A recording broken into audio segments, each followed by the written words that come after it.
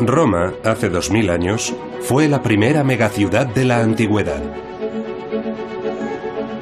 En un mundo en el que pocas ciudades tenían más de 10.000 habitantes, en Roma vivían más de 1 millón de personas.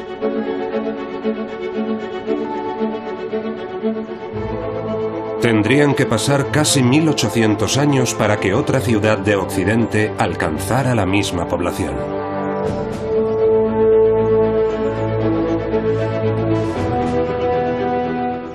¿Cómo la gestionaban sin todas las tecnologías de las que dependen nuestras ciudades modernas? Transportes, comunicaciones, energía. ¿Cómo conseguían comida y bebidas suficientes para toda la población?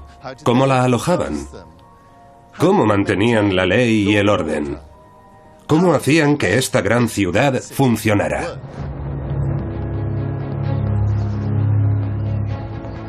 Hoy voy a mostrar cómo Roma superó a todas las ciudades que habían existido hasta entonces y cómo superó muchos de los retos a los que se enfrentan las megaciudades actuales. Conociendo un antiguo bloque de apartamentos. Lo que más me gusta es que esto no es solo un trozo de arqueología, sino un trozo de historia viva. Infraestructuras increíbles. Estamos justo debajo del foro. Y a un pueblo muy orgulloso. ¿Dónde está el dolor? ¡Están los vigiles! ¡Fantástico!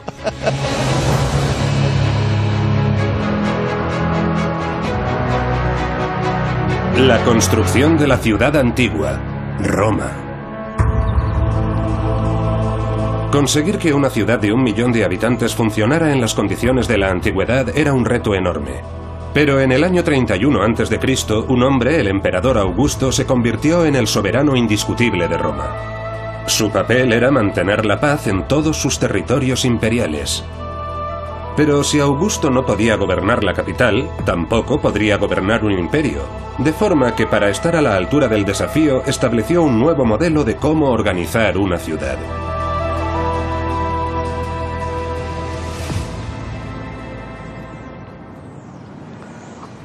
Los historiadores están siempre dando cifras acerca de cuántos habitantes tenían las ciudades. ¿Cómo lo saben? Francamente, casi siempre se están tirando un farol. Pero en el caso de Roma bajo el reinado de Augusto, disponemos de una cantidad de datos increíble. Esta es la relación que el propio Augusto hizo de todos sus éxitos. Augusto estaba obsesionado con los números. Cuántas victorias había conseguido, cuántas ciudades había fundado, cuántas leyes había aprobado. Y le encantaba contar ciudadanos. Censum populi. Yo hice un censo del pueblo. Se refiere, por supuesto, a todos los ciudadanos del imperio. Afortunadamente, en el caso de Roma, él también contó el número de habitantes de la ciudad, porque esos eran unos ciudadanos privilegiados. Él regalaba dinero en metálico. Como dice aquí, en ninguna ocasión doné dinero a menos de 250.000 personas. Y en una ocasión doné a 320.000 personas. Casi 1/3 de 1 millón de personas. Y eso solo son los ciudadanos varones adultos. ¿Dónde están las mujeres? ¿Dónde están los niños? ¿Dónde están los esclavos? ¿Y dónde están los inmigrantes? Está claro que tenemos que multiplicarlos. 1 millón es la cifra más habitual que se suele calcular para la población de Roma. Siendo honestos, ese es el mínimo. En mi opinión, podríamos estar hablando de 1,5 millones de personas. Es una cifra absolutamente descomunal para la antigüedad. Hubo otras grandes capitales antes de Roma. ¿Cómo pudo esta ciudad conseguir lo que las otras no pudieron? Tal vez la competidora más evidente fue Atenas. De hecho, la Roma de los primeros tiempos comenzó a desarrollarse al mismo tiempo. Las dos ciudades compartían una misma y poderosa idea: la ciudadanía. SPQR. Senatus Populusque Romanus, el Senado y el pueblo de Roma. Esas eran las iniciales del poder del conjunto de los ciudadanos. Populus Romanus, los ciudadanos de Roma. En la antigüedad, ese era el símbolo de su poder y de su orgullo cívico. Fue recuperado en el Renacimiento, cuando Roma se convirtió en una ciudad independiente y ha llegado hasta nuestros días como el símbolo de una ciudad gobernada por sus ciudadanos y para sus ciudadanos. Pero en la antigua Roma, con una población que no cesaba de crecer, esa forma de dirigir una ciudad-estado ya no era suficiente para hacer que la capital funcionara. Cuando Roma se fundó en el año 753 a.C. y probablemente durante los siguientes 500 años, Roma fue una ciudad-estado, igual que cientos de ciudades-estado en el mundo griego, las polis. Las polis estaban gobernadas por sus politai, sus ciudadanos. Roma tenía sus quibes, era una quivitas, e igual que Grecia nos legó la palabra política y todo lo relacionado con ella, el latín nos dejó ciudadano, ciudad, cívico, civil e incluso civilizado. De forma que Roma estaba gobernada por sus quibes, sus ciudadanos reunidos en el foro, un espacio abierto en el centro de la ciudad. Pero en el año 200 a.C., Roma comenzó a expandirse rápidamente, y a medida que se convertía en un imperio, cada vez resultaba más difícil dirigirla como una ciudad-estado. Y abreviando una historia tan complicada, la respuesta fue una nueva forma de poder militar: el emperador. Y los emperadores construyeron ese palacio en lo alto del Palatino y desde allí dirigirían Roma. Pero no podían hacerlo sin sus ciudadanos, no podían ignorar a sus ciudadanos, y una de las mayores preocupaciones de los emperadores era mantener contentos a sus ciudadanos. ¿Cómo podían proporcionarles comida suficiente? ¿Cómo podían asegurar un buen suministro de agua? ¿Cómo podían mantener la ley y el orden? Es mucho más fácil ver cómo funcionaba Roma para sus ciudadanos que Atenas, porque han sobrevivido más infraestructuras antiguas. No existe ningún mapa antiguo de la capital griega. En cambio, existe un documento extraordinario que revela cómo los romanos diseñaron su ciudad para alojar a una enorme y creciente población.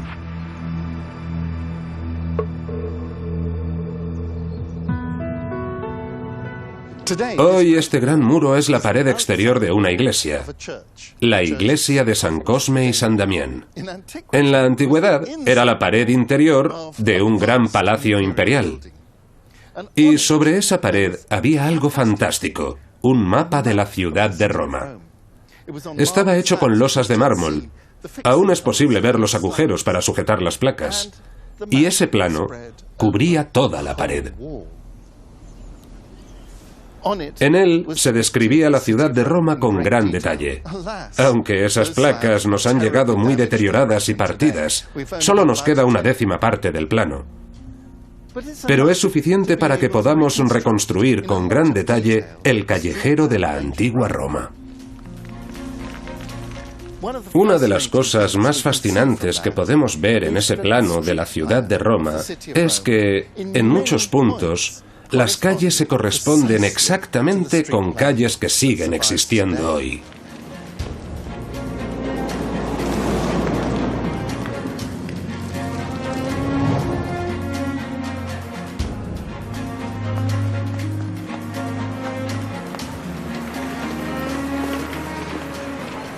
La moderna Via Cavour está 6 o 7 metros por encima de la antigua calle y aquí estamos en Sabura, conocida en la antigua Roma como los barrios bajos.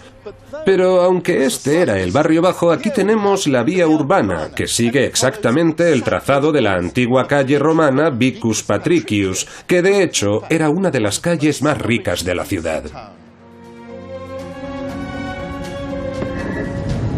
El descubrimiento de los fragmentos que han sobrevivido se remonta al año 1562.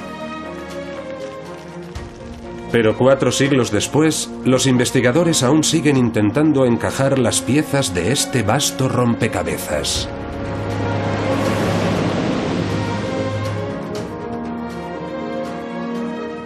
Lo que nos permite colocar los fragmentos del plano de mármol de esta zona es esta calle, la Via delle Zoccolette. Esta larga curva es producto de la curva que traza el río Tíber justo delante de nosotros. Y en los fragmentos encontramos una calle con una larga curva que encaja perfectamente. Lo que nos revela es un área de 5 kilómetros de longitud por 2 de anchura, en los que se encuentran muchos hitos arquitectónicos que hoy conocemos.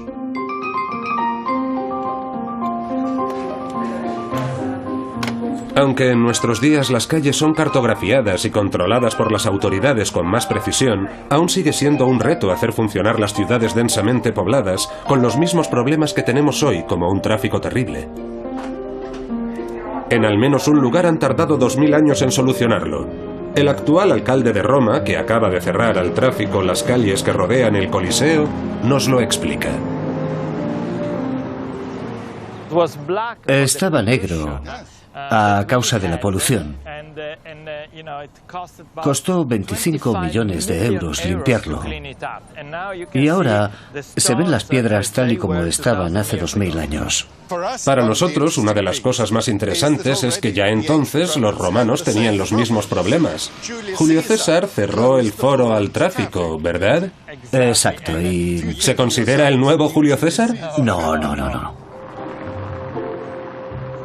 La antigua Roma, como la Roma moderna, estaba densamente poblada. Y eso se reflejaba no solo en su tráfico, sino en todos los aspectos de la vida.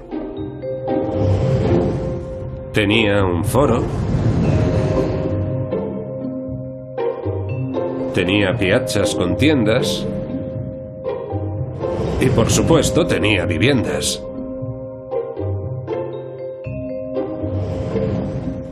Para ayudarme a llenar los huecos sobre cómo y dónde vivían los romanos de la antigüedad, me acompaña mi colega de Cambridge, Tiziana D'Angelo. Supongo que tenemos que agradecerle a Mussolini que despejara este espacio. Sin trenes ni autobuses, la población de Roma se concentraba en el centro. Para resolver el problema de la vivienda para más de 1 millón de personas, los romanos construyeron en vertical. Este es un antiguo bloque de viviendas o insulae. Creo que es sorprendente, porque bajo el nivel actual del suelo hay 2 plantas más. Y no olvides las 3 plantas superiores. Sí, 5 plantas en total en un edificio de pisos de la antigua Roma. De 2000 años de antigüedad. Es un ejemplo de cómo hacer viviendas para una población muy densa en el corazón de la ciudad, ¿verdad? Hay que pensar que este bloque de viviendas podía acoger hasta 200 personas, como miles de edificios más en los que vivía la creciente población de Roma. Lo que más me gusta es que esto no solo es un trozo de arqueología, es un trozo de historia viva. Aquí vivió gente hasta 1932. Las insulae a menudo eran descritas como lugares oscuros, pequeños y miserables. ¿Pero eso es realmente cierto? Esto parece una unidad, un apartamento. Sí, bueno, aquí hay unas cuantas iguales. De hecho, hay 4 seguidas. Vale, tenemos 4. Sí. Y hay 5 plantas en total. Esto es una vivienda estándar. No está mal de tamaño, ¿no? No es pequeña. No. Es bastante amplia. ¿Cuánto mide? 4 metros por 9. ¿36 metros cuadrados? Es mucho más grande que algunos apartamentos actuales. La gente tiene la idea de que los romanos vivían en bloques de pisos mugrientos, en apartamentos diminutos. El suelo está sucio, las paredes desnudas. ¿Así era la vida de una vivienda romana? Bueno, tienes que usar un poco tu imaginación. No hay ninguna razón para que estas paredes o el techo no estuvieran decoradas cuando las construyeron. Por ejemplo, mira el techo. Hay restos de yeso. Probablemente todo el techo y las paredes estuvieran enlucidas. Sí. Pero podemos ofrecerte algo más si eres difícil. Ahora soy el cliente exigente. Podríamos decorarlo un poco más. Por ejemplo, esa pared, la pared principal del siglo II, podríamos pintarla con esos lienzos rojos y amarillos que estaban tan de moda. ¿Y qué harás con el suelo? Bueno, lo limpiaremos un poco. Y después podríamos poner algo parecido a lo que hay en el pasillo de fuera. Ese opus spicatums, ese dibujo en espina de pez, que es muy resistente y relativamente bonito. Vale, imagina que yo soy el inquilino y que me voy a mudar aquí y te digo, disculpe, señor propietario, no me gusta nada este suelo. Quiero un suelo de mosaico apropiado. No muy lejos hay restos de decoración. Parece un edificio moderno. Esto es una biblioteca infantil. Es maravilloso, absolutamente maravilloso. Vaya, ¿qué tenemos aquí? Creo que tenemos unos magníficos ladrillos romanos. Sí, son mucho más regulares. Las casas en Roma, como en cualquier ciudad, cambiaban continuamente con nuevos propietarios que hacían sus propias reformas. Mira este mosaico. Sí, es un poco psicodélico, ¿no? Es como si alguien hubiera intentado colocar huevos de avestruz en equilibrio unos encima de otros y se hubieran caído todos. Bueno, de hecho, en el siglo II a.C. esto estaba muy de moda. Es un mosaico en blanco y negro. Y sí, tienes razón, el dibujo no es una obra maestra, algo que también vemos por el tamaño de las teselas, que son muy grandes, de más de 1 centímetro. Aún así, los artesanos tardaron mucho tiempo en hacer este trabajo. Y les pagaban bastante bien. Cobraban 65 denarios por día, y eso es bastante. Es una cantidad enorme, es mucho más de lo que cobraba un legionario. Bueno, es un sueldo excelente. Un gran trabajo si puedes pagarlo, y necesitarías algo más que un artista del mosaico, ¿no? Necesitarías un fontanero. Sí, eso es importante. Yo quiero agua corriente en mi piso, por favor. Y aquí lo tienes. Sí. Por aquí pasa una tubería. Eso significa que presumiblemente al menos algunas habitaciones tenían agua corriente. Resulta extraordinario pensar que en el siglo I hubiera apartamentos individuales en los bloques de viviendas romanas que tuvieran agua corriente. Algo que incluso hoy no existe en muchos lugares del mundo.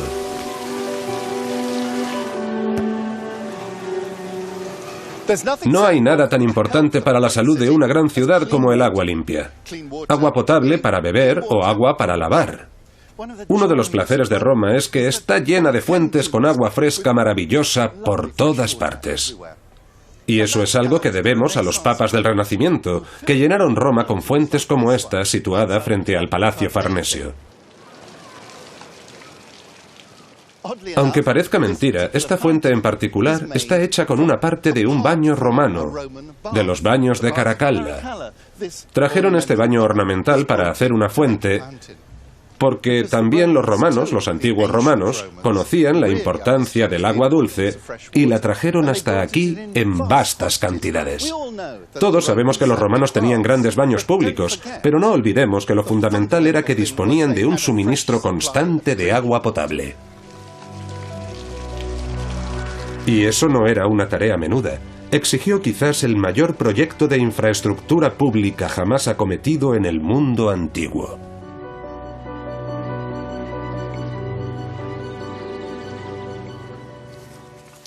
Los acueductos son uno de los signos más claros del crecimiento de la población de Roma. El primero se construyó en una fecha tan temprana como el año 312 a.C. y uno tras otro se le sumaron más hasta que al final había 11 acueductos independientes para suministrar agua. El agua llegaba desde el sur de la ciudad, por lo general de los montes albanos justo al sur, de origen volcánico, por lo que sus aguas no eran tan buenas, así que decidieron ir más al sur, hasta las colinas calizas de los Apeninos. Y eso significaba exprimir su tecnología para construir acueductos extremadamente largos. Este acueducto en particular, construido por el emperador Claudio, tiene 72 kilómetros de longitud. Y es una proeza extraordinaria de la ingeniería traer agua desde 72 kilómetros sin usar bombas. Eso significa que tienes que hacer que se vaya inclinando lentamente, poco a poco. Y eso implicaba construir grandes arcos para cruzar los valles. A veces construían túneles bajo las montañas. Y no solo es una hazaña extraordinaria de la ingeniería, también es una proeza extraordinaria de organización. Casualmente tenemos un trazado obra de un tal Frontinus. Era un general romano, de hecho fue el general que conquistó Gales y que después de acabar con unos cuantos bárbaros, regresó a Roma y organizó los acueductos.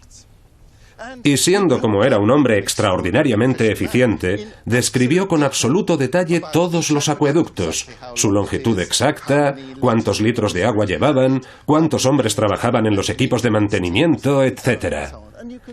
Ahí se ve la enorme maquinaria administrativa que había detrás del suministro de agua potable de la ciudad de Roma.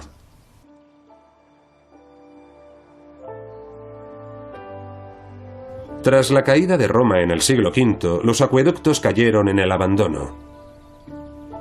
Los papas del Renacimiento intentaron reconstruirlos, pero incluso 1000 años después no estuvieron a la altura de sus antiguos predecesores. Aqua Marcia es un fantástico ejemplo de construcción romana con una altura notable. Y esto de aquí es Aqua Felice, una especie de tubería de hormigón, que es lo mejor que los papas supieron hacer. Aquí está su nombre, Aqua Felice. Estaban tan orgullosos de su obra que pusieron una pequeña placa de mármol. Pero no pensemos que está al mismo nivel de la pericia de los ingenieros que construyeron los acueductos romanos de la antigüedad. De hecho, solo resucitando el viejo sistema de acueductos romano fueron posibles las espectaculares fuentes de la Roma del Renacimiento.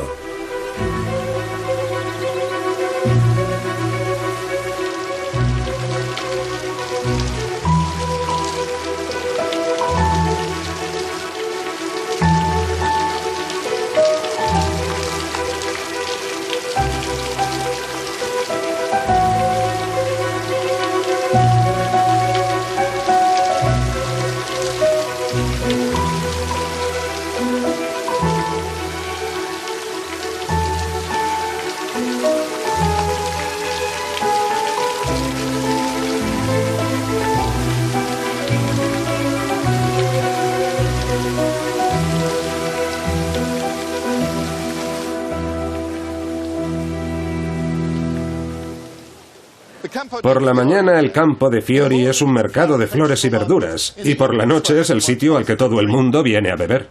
En la antigüedad era donde estaba el gran teatro de Pompeyo, algo que se ve muy claramente en el plano de mármol de Roma. Hay una cosa más que me interesa mucho de este lugar, y es la tienda que vende el mejor salami de Roma. De hecho, voy allí ahora mismo.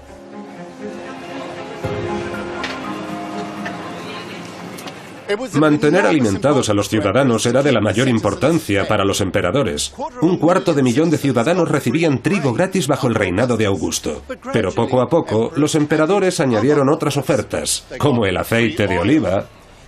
En el año 270, el emperador Aureliano, el mismo que construyó las murallas de Roma, añadió una ración de cerdo. Los ciudadanos recibían 2 kilos de cerdo por cabeza al mes. En total, consumían 1,5 millones de kilos de cerdo al año a costa del emperador. Y Roma, la antigua Roma, estaba llena de carnicerías, soari, y esa tradición se ha mantenido hasta hoy. ¡Qué bien huele! ¡Oh, Andrea, buonasera! Benedetto, a los antiguos romanos les encantaban las salchichas, a mí también. Yo venía aquí a menudo cuando vivía en Roma y Benedetto siempre está de guasa. Si lo he entendido bien, este es un negocio muy antiguo. Se remonta a la antigüedad, a los emperadores romanos, ¿verdad? Sí, nosotros somos sus descendientes. ¡Sus descendientes!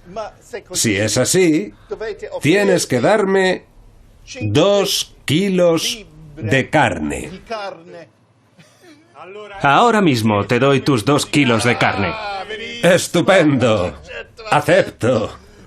Esta es la ración para un mes. Para ti, esta es la ración para una semana. Para mí sí. He engordado un poco con los años. Estás muy bien. Andrea, ha sido un placer. Hasta pronto. Un gran placer. Esta es mi ración como ciudadano romano. Chao, Andrea. Chao.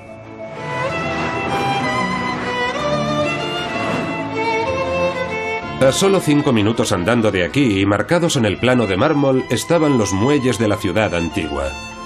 Era una zona de almacenes, tiendas y viviendas particulares, como lo sigue siendo hoy. A menudo las casas modernas y los negocios, como este restaurante, están construidos sobre los antiguos. Buonasera. Bienvenido a la hostería romana. ¿Cómo está? Roberto. Bienvenido. Piacere, piacere. ¿Qué me traes? Un poco de prosecco. Oh, un poco de prosecco, fantástico. Si no me equivoco, los antiguos romanos dejaron muchas huellas de su paso en esta calle. Sí, es verdad. ¿También aquí? Tenemos muchas cosas bonitas aquí debajo. Cosas muy bonitas. Tienes que verlas, son preciosas. Ya lo sospechaba. Todos los sitios en los que he estado aquí conservan algo de la antigua Roma. ¿Dónde vamos? Vamos abajo, está un poco desordenado.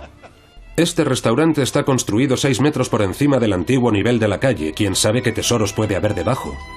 Justo lo que esperaba, la puerta para bajar a la bodega.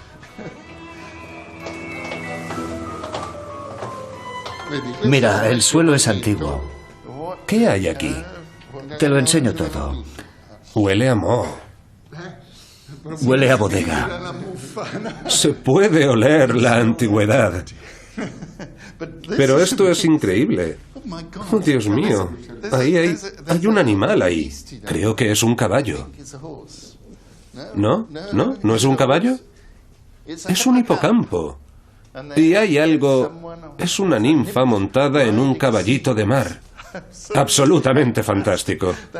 Ese mosaico es mucho mejor que el que hay en la excavación oficial de al lado. Ese es el primer nivel, porque hay otros 3 niveles debajo de ese, y este es el cuarto. Fantástico. Dice que no es lo único que hay, porque debajo hay 3 niveles más. Y esto es Roma. Esto es el corazón de Roma. Allá donde hagas un agujero encontrarás antigüedades, y las encontrarás a muchos niveles.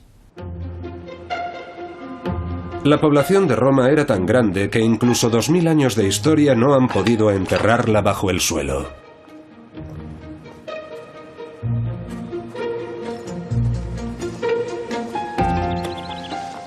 Bueno, aquí estoy, encima de un gigantesco vertedero romano. Un antiguo vertedero romano. Este se alza 50 metros por encima del nivel de la calle. Eso significa que si miramos a nuestro alrededor no hay ni un solo tejado que se eleve por encima de su altura. Y es enorme. Mide más de 1 kilómetro de circunferencia. Eso es el equivalente a unos 6 bloques de viviendas.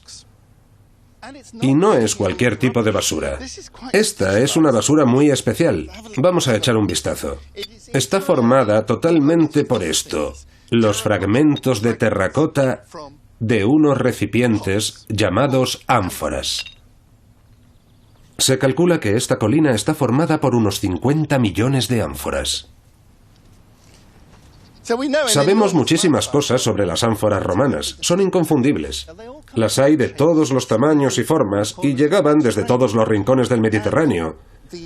Y los arqueólogos las han estudiado. Y lo que hay que saber... Esto es un trozo de la base, pero es mejor coger uno de estos. Bien, esto es el borde, y con esto sabes las dimensiones de la ánfora. O buscas un asa, esta está muy bien, y las puedes identificar. Los arqueólogos dicen que casi todas las que hay aquí procedían de España, del sur de España, de la Bética, y que todas contenían aceite de oliva. ¿Y para qué necesitaban esa cantidad prodigiosa de aceite de oliva? Después de todo, existe un límite para las ensaladas que uno puede comer. Pero no era solo para cocinar, también para la iluminación. No tenían electricidad, tenían unas pequeñas lámparas que llenaban con aceite de oliva. Y también lo usaban para lavarse. No había jabón, así que para lavarte te ponías aceite por todo el cuerpo y luego lo raspabas. Por eso necesitaban cantidades enormes de aceite de oliva. Nuestro vertedero se encuentra en una gran curva del río Tíber. Casi puede verse desde aquí, donde están aquellos árboles. Y nos rodea y sigue hasta allí. Y toda la zona que está a nuestros pies estaba llena de almacenes, igual que por el otro lado. Este material, estas ánforas de aceite de oliva, probablemente llegaban desde Orea Galbae, los almacenes de Galba, que también aparecen señalados en el plano de Roma. El río Tíber fluye a través del corazón de la Roma moderna igual que lo hacía en los tiempos antiguos. Pero hay grandes diferencias entre el río de entonces y el de ahora. Hoy el Tíber está flanqueado en sus 2 orillas por enormes diques. Se construyeron a finales del siglo XIX para acabar con las inundaciones en la ciudad. En la antigüedad no había diques y tenían graves problemas con las inundaciones, pero también utilizaban el río. En la antigüedad el río bullía de actividad, había barcos subiendo y bajando, y ahora no se ve un solo barco en el Tíber. Había centenares de barcos transportando mercancías, grano, vino, aceite y, por supuesto, bienes de lujo, hasta los almacenes que había a lo largo de toda la orilla del río. Pero para que Roma funcione con 1 millón de habitantes, el río Tíber solo podía funcionar como parte de un sistema de transportes mucho más grande. Con Roma expandiendo su comercio para alimentar a una población en continuo crecimiento, se establecieron centros para gestionar la enorme cantidad de productos importados destinados a la capital.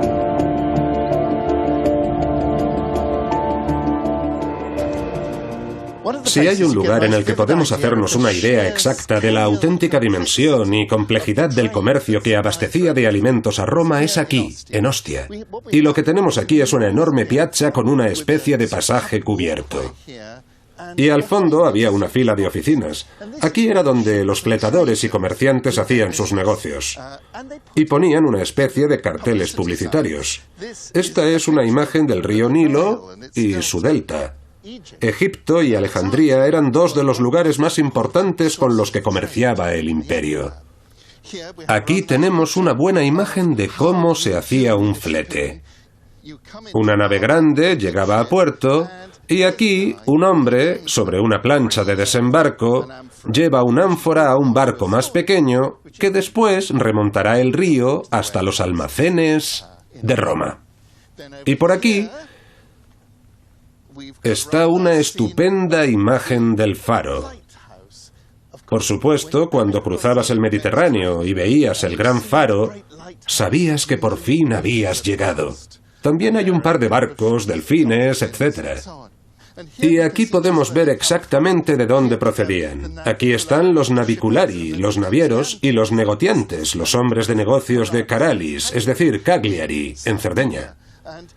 Hay que recordar que no era un único negocio. Algunos hombres eran dueños de los barcos, otros negociaban o hacían negocios porque había mucho dinero, tanto que ganar como que perder con las mercancías de los barcos. Imagino que este lugar estaría lleno de cientos de comerciantes intentando hacer un pequeño trato. Una de las cosas más interesantes es que todos eran particulares y que lo hacían para el Estado. Lo hacían porque Roma necesitaba grano. Pero los particulares podían hacer una fortuna comerciando. Aquí estaba la gente, ¿no es fantástico? Este elefante quería decir que se trabajaba el norte de África. Eran de Sabraza, en Libia. Toda la costa norte de África abastecía a Roma de cereales, pero también de otros productos. Y este es el lugar donde se hacían los negocios. Este es el sitio al que se venía a hacer una fortuna. Ostia era un lugar tan lucrativo para hacer negocios que muy pronto se convirtió en una gran ciudad. En los edificios y en su decoración aún pueden verse los signos de su riqueza.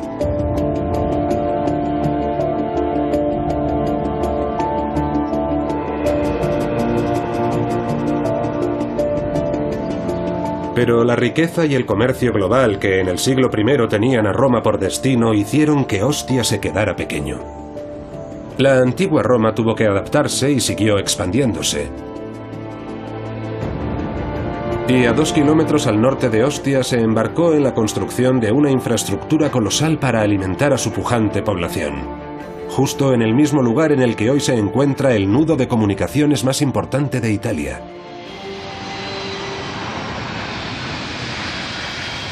Nos encontramos al lado del bullicioso aeropuerto de Roma, Fiumicino. El zumbido del tráfico es incesante. Los aviones vuelan tan bajo que a veces es imposible oírse uno mismo. Sin embargo, a pesar de que este es uno de los yacimientos romanos más importantes, es uno de los menos conocidos. Este era el gran puerto de Roma, que los romanos simplemente llamaban Portus, el puerto. Roma no tenía una bahía natural. El río Tíber llega al mar y no tiene una ensenada alrededor. Recordemos Atenas. Ellos tenían el Pireo, una bahía natural. Roma tuvo que hacer una ensenada artificial superando los obstáculos naturales. Y para hacerlo se necesitaron todos los recursos del imperio y al emperador Claudio. Estas columnas son típicas de las construcciones del emperador Claudio, muy interesado por las infraestructuras. A él le gustaban los edificios prácticos y robustos, y ordenó construir una enorme bahía artificial en la desembocadura del río Tíber.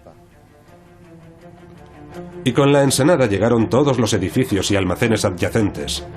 Para hacernos una idea de las dimensiones de este lugar, he venido a ver a mi viejo amigo Simon Kay, que ha hecho un descubrimiento extraordinario. Vaya, Simon, habéis trabajado como hormiguitas. Sin duda, sin duda. Habéis hecho un buen agujero en este pobre y bonito sitio. Lo que Simon ha excavado solo era una pequeñísima parte de toda la red del complejo portuario. Esta zanja tan solo es una parte de un muelle de lo que era un enorme complejo. Originalmente este muelle tenía casi 60 metros de longitud, es decir, 3 veces esto. Y tienes que imaginártelos uno detrás de otro. Así que llegaba lejos, hasta allí. Y tenía 12 metros de anchura. ¿Altura? Altura, bueno, ¿estás preparado?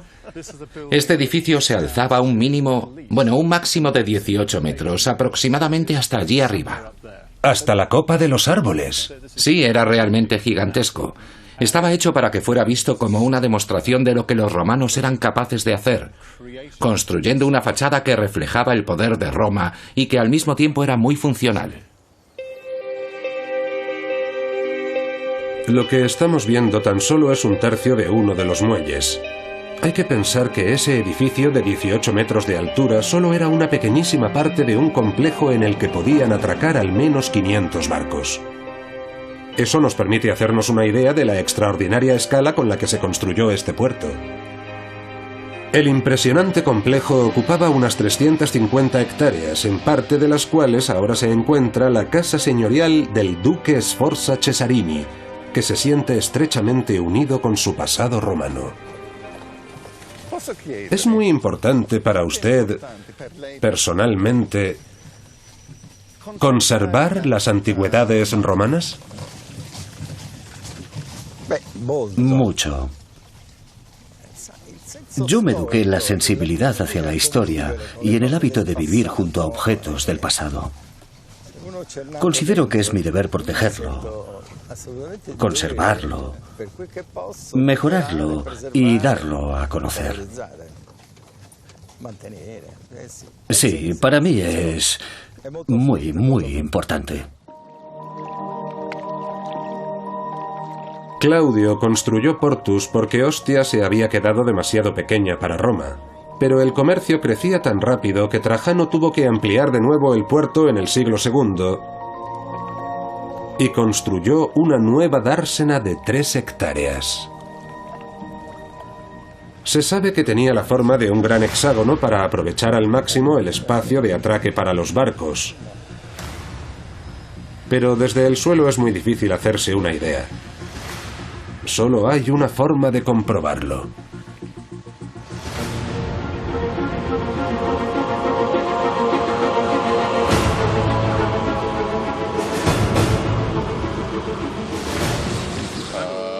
Vaya, es fantástico. Sí, es justo lo que queríamos. Es maravilloso, se ve muy claro. Desde 500 metros de altura se aprecia claramente el hexágono de Trajano. Afortunadamente para nosotros, el emperador Claudio dejó aquí su sello en esta inscripción en la que se explica un poco lo que él pretendía cuando construyó su gran puerto. Como todas las inscripciones imperiales, comienza con su nombre en letras enormes, Tiberio Claudio, hijo de Druso Julio César, y luego una larga retahíla de títulos que ocupan un par de líneas. Y después explica lo que pretende. Fossis ductis, excavo canales en el Tíber para mejorar mis trabajos en el puerto. Y haciéndolo, añade, llevándolos hasta el mar, he salvado a la ciudad de Roma del peligro de las inundaciones.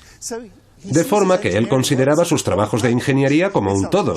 No solo hizo un puerto, también conectó el puerto con la ciudad mediante canales, y esos mismos canales servían para proteger la ciudad del riesgo de inundaciones. Como este canal. conocido como Fiumicino o Riachuelo, que da su nombre al cercano aeropuerto de Roma. Y aunque fue construido en los tiempos de Claudio, sigue funcionando a pleno rendimiento. E incluso 400 años antes de que se terminaran estos canales, los romanos ya habían comprendido la importancia de drenar su ciudad. Uno de los pasos vitales para convertir Roma en una ciudad a partir de un grupo de aldeas fue construir un gran sistema de drenaje, la Cloaca Máxima. Los primeros asentamientos estaban en lo más alto de las colinas, la colina del Palatino, la colina capitalina, y entre ellas había una enorme ciénaga, un río que se inundaba y se extendía. Para llegar de una colina a otra tenían que usar una barca. Y fue uno de los primeros reyes de Roma, se puede decir que un tirano, Tarquino, quien, como todo el mundo sabe, creó la Cloaca Máxima, la alcantarilla mayor de Roma. Lo que hacía la gran alcantarilla era drenar los pantanos y desecar una gran área, que luego se convertiría en el foro, el corazón de la ciudad. Pero muy pronto la Cloaca Máxima empezó a servir para otros propósitos y progresivamente se empezaron a arrojar todo tipo de cosas hasta que se convirtió en la alcantarilla mayor de Roma. ¿Qué es todo esto? Vale. Caramba. A ver... ¿Hay otra manga? Hay otra manga. Es muy pequeño. Bueno... Esto mantendrá la mierda a raya. La cloaca recorre casi 1,5 kilómetros de norte a sur bajo el suelo, atravesando la moderna y antigua ciudad de Roma. El escritor griego Estrabón dijo que la cloaca era tan grande que por ella podía pasar un carro cargado de heno. Y no lo pongo en duda, es inmensa. He venido a conocer al director del equipo de arqueólogos que cuida de la cloaca, el doctor Luca Antonioli. Ah, el emperador Domiciano. El emperador Domiciano. ¿Estamos justo debajo del foro? Ahora estamos bajo el foro de Nerva. ¿La obra está hecha con ladrillo? Hay una parte de bloques de piedra, otra de ladrillo, y la bóveda está hecha de cemento. Aún se pueden ver las marcas del encofrado de madera que usaron. Lo que más me gusta del cemento romano es que este lo pusieron en el año 100 más o menos y aún sigue siendo sólido y útil. Sigue funcionando como el alcantarillado actual de Roma y no necesita ninguna reparación.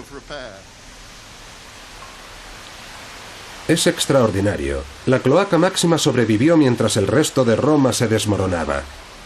Con el tiempo, a medida que la grandeza de la ciudad desaparecía y las nuevas casas de la Roma tardía cubrían el foro, la cloaca cayó en el olvido.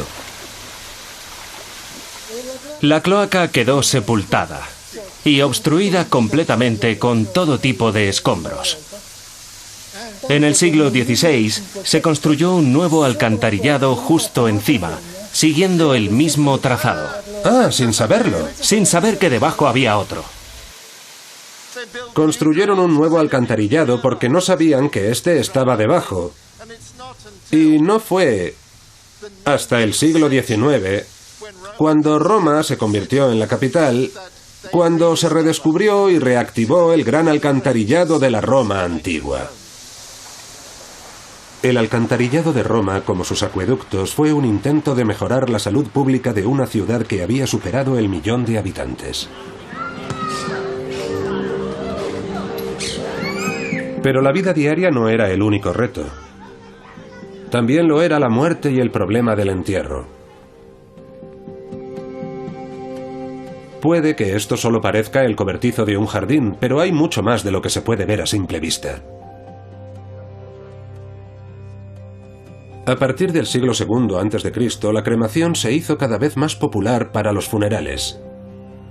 No es de extrañar si consideramos el aumento de la población y escasez de espacio. Debo decir que esta es mi tumba romana favorita. Se la conoce como el columbario de Pomponio Hilas. Sí, como hemos visto cuando bajábamos las escaleras. ¿Pero era Pomponio el propietario de esta tumba? ¿No, verdad? No, obviamente no. Hay un hermoso mosaico con su nombre y grifos en torno a una lira. Es precioso, pero está bastante claro que él fue una de las últimas personas que fueron enterradas aquí. La primera tuvo que ser esta, ¿no? O la primera pareja, porque aquí están un hombre y su esposa. Además ocupan el lugar preeminente. Sí. No está junto a la escalera, sino en el muro principal. Y ellos mismos encargaron este hermoso y gran nicho. Y él y su esposa están retratados en la pared. Y fíjate en el material. Parecen urnas funerarias de alabastro, que eran muy caras. Sí, costaban mucho. Sí, porque probablemente ellos pagaron todo esto y se ocuparon de la decoración del techo y también del frente. Porque el estilo es similar. Así que debemos suponer que estas personas, bueno, que él hizo una fortuna, aunque no fuera un aristócrata romano, ¿no? La moda romana de tener tumbas grandes y ostentosas comenzó con la aristocracia romana, pero con el tiempo, esta es del siglo I después de Cristo, la gente que enterraban aquí, en realidad, eran antiguos esclavos. Este hombre se llamaba Granius Néstor. Néstor es un nombre de la mitología griega. Puede que fuera un hombre nacido libre, pero es muy improbable. Y su esposa se llamaba Adone, que significa la señora Placeres. Es un nombre muy típico de esclava, ¿verdad? Y también se presentan de una forma muy romana. Fíjate en él. Lleva una toga y sujeta un pergamino. Era la imagen que ellos querían proyectar de buenos ciudadanos romanos. Querían mostrar que de alguna forma lo habían conseguido, que habían triunfado en su círculo y mira lo que pusieron. El uso del color es fantástico, ¿verdad? Eso es azul egipcio, uno de los pigmentos más caros que se podían comprar en la antigüedad. Eso quiere decir algo. No es como los otros nichos que están pintados solo con amarillo y rojo, que son colores naturales y por lo tanto menos caros. Aquí intentaban proyectar los mismos valores que tuvieron en vida. Querían que se viera en las conmemoraciones que quizás se celebraban aquí cada año. Eso era lo que ellos querían que vieran los vivos y por lo que querían que se les recordara. Esta tumba tiene más de 100 nichos para las cenizas de los que aquí descansan.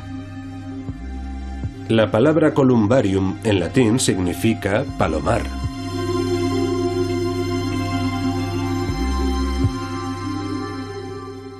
Ellos vivieron en una ciudad densamente poblada.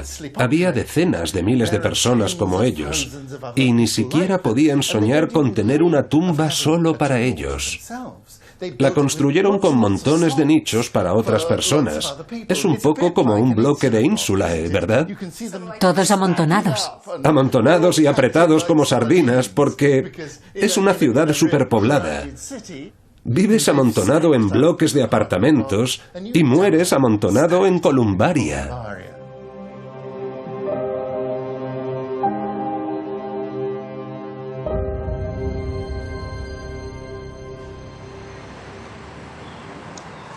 Todas las grandes ciudades dependen de la inmigración. Es necesaria para crecer, para tener mano de obra barata y para los trabajos especializados. Estamos en la Roma moderna, muy cerca de una estación, en una zona llena de inmigrantes de Bangladesh, chinos, africanos, rumanos, de todas partes. La Roma moderna no podría funcionar sin sus inmigrantes, y lo mismo ocurría en la antigua Roma. A diferencia de la Europa moderna, en la antigua Roma no existían límites a la inmigración y, de hecho, existía la inmigración forzosa. La esclavitud implicaba que decenas, incluso centenares de miles de personas eran traídas a Roma desde todo el mundo. Y también había muchos que venían voluntariamente, hombres libres, ciudadanos que venían a Roma en busca de fortuna. La ciudad tenía un gran poder de atracción. A diferencia de las provincias, en Roma no se pagaban impuestos y sus ciudadanos recibían comida gratis y, en ocasiones, incluso dinero. Bajo el emperador Augusto, Roma se convirtió en el mercado de trabajo más grande del mundo antiguo, con servicios públicos que no serían igualados hasta 1800 años después. Asombrosamente, eso incluía hasta un servicio profesional de bomberos formado por 7000 hombres. Lo más importante que hizo Augusto fue proteger a Roma de los incendios creando una brigada de bomberos. Era un cuerpo organizado casi militarmente, con 7 cohortes. Esta es una inscripción de la 5ª cohorte. Cada cohorte estaba formada por 1000 hombres. Esas 7 cohortes controlaban las 14 regiones de Roma, de forma que cada cohorte se dividía en 2 y se ocupaba de 2 regiones. Esta es una inscripción de la cohorte número 5, y estos 3 nombres de arriba, en letras más grandes, son los más importantes. El prefecto Gaius Julius Quintilianus, el subprefecto Marcus Fernius Amentianus, y después hay un tribuno, y luego estos hombres eran centuriones. Y una de las cosas más intrigantes es que todos ponen su lugar de procedencia.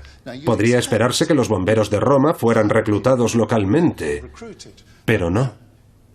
Este hombre viene de un lugar llamado Verba, que está cerca de Venecia. Este otro de Savaria, que está en Hungría. Este es de Ratiaria, que está en Bulgaria. Este es de Poetovio, Eslovenia. Y este de Aquincum, que es Budapest, Hungría. Así que venían de muy, muy lejos, del este de Roma. Y eso no es todo. Si miramos detrás, encontramos los nombres de los vigiles, miles de ellos, con letras diminutas, columna tras columna. Bajo el emperador Nerón, en el año 64 después de Cristo, los vigiles fueron puestos a prueba con el gran incendio que destruyó Roma. Fue un desastre. Como es sabido, se culpó al emperador por tocar la lira mientras Roma ardía. La causa del incendio es discutible, pero lo que es seguro es cuál fue después la respuesta de Nerón. Nos encontramos bajo el nivel de la calle de la Roma actual, en una moderna sala de multicines. Cuando la construyeron, siguieron excavando para conseguir más espacio, y lo que descubrieron es que un enorme edificio romano les cerraba el paso. Lo que tenemos aquí son 2 bloques de viviendas completos, pared con pared, que tenían al menos 3 plantas. Por el sello de los ladrillos, a los romanos les encantaba estampar sus nombres en los ladrillos, sabemos que fueron construidos bajo el imperio de Nerón. Lo que vemos aquí son los muros divisorios de los 2 bloques. Y Nerón dijo, quedan prohibidas las paredes medianeras, no se puede construir un edificio con el muro del otro, tienen que tener muros separados porque eso impide que el fuego se extienda. Durante el gran incendio, los vigiles se quejaron de la falta de agua para apagar las llamas. Nerón decretó que todas las ínsulae tuvieran acceso a una cisterna con suministro abundante de agua. A pesar de sus reformas, la leyenda de Nerón ha llegado hasta nuestros días. El moderno cuerpo de bomberos toma su nombre de los vigiles y sus antiguos colegas aún son celebrados. ¿Dónde está el dolor? ¡Están los vigiles! Bueno, aquí tenemos un magnífico grupo de vigiles, el portaestandarte, y parecen tipos duros. Será mejor que no me meta con ellos. Y aquí está el centurión, Simone, grande piacere, complimenti. Gracias. ¿Puedes explicarme qué herramientas utilizaban? Bueno, el equipo que usaban los bomberos entonces no era muy diferente al actual. Sobre todo eran herramientas que servían para demoler los edificios. En el caso de que existiera el peligro de que se extendiera el fuego. Exacto. Y para demolerlos usaban estos martillos o un hacha romana, como esta. Vaya, un hacha romana. Bueno, da un poco de miedo. Esto cortaba la madera rápido. ¿Cómo se apagaba el fuego? Usaban esto. Estos son los chentones, mantas de lana. Se fabricaban con los retales de la lana que sobraba. Mira lo dura que es. Fabuloso. Una manta ignífuga romana hecha de retales de lana. Se metían en barriles de agua con vinagre y con ellas se apagaban las llamas. Las sumergían en agua con vinagre porque el vinagre tiene un importante efecto retardante del fuego. El agua se llevaba desde las cisternas con ánforas. Sí, ya me imagino que debía ser duro apagar un incendio solo lanzando agua con el ánfora. Pero los vigiles tenían un arma secreta, una bomba hidráulica llamada sifón. Esto funciona así. Tiene dos émbolos. Se cogía agua y el aire la comprimía, de forma que el agua salía a presión. Así que hay dos tubos. Uno succiona el agua, que pasa a través de este émbolo, y después el agua, al pasar, el aire está bajo presión. Y cuando mueves las válvulas arriba y abajo, lanza un chorro de agua. Bravísimo. Gracias. Dime, ¿el grupo tiene un lema? Claro, es el lema de los bomberos desde hace 2000 años. ¡Bomberos! ¿Dónde está el dolor? ¡Están los vigiles! ¡Fantástico! Bajo Nerón, los vigiles eran una organización semimilitar con funciones de policía. Junto con otras fuerzas paramilitares sumaban al menos 20.000 hombres dedicados a velar por la seguridad de los ciudadanos romanos.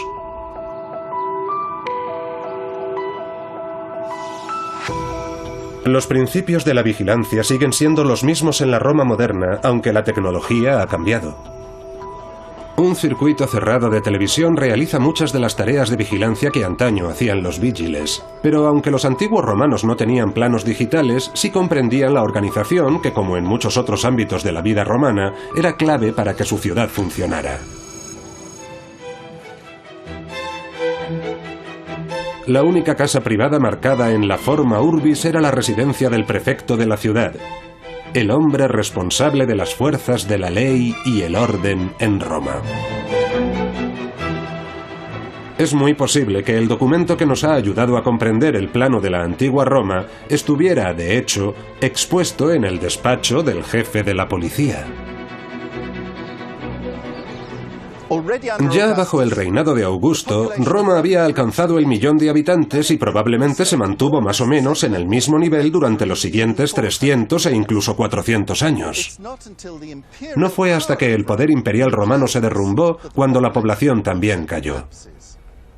Y a mediados del siglo VI puede que se hubiera reducido a la exigua población de 30.000 habitantes. Y ninguna ciudad en Europa volvería a alcanzar el 1.000.000 de habitantes hasta comienzos del siglo XIX. Ahora lo vemos.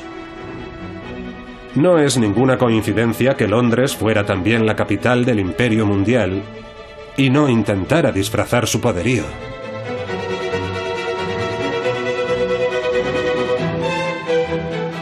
Pero Roma alcanzó el 1.000.000 de habitantes cuando la población mundial solo era una fracción de la población de la era moderna y sin transporte motorizado, gas o electricidad. Hoy vivimos en un mundo de megaciudades, pero Roma sigue siendo la inspiración de todas ellas.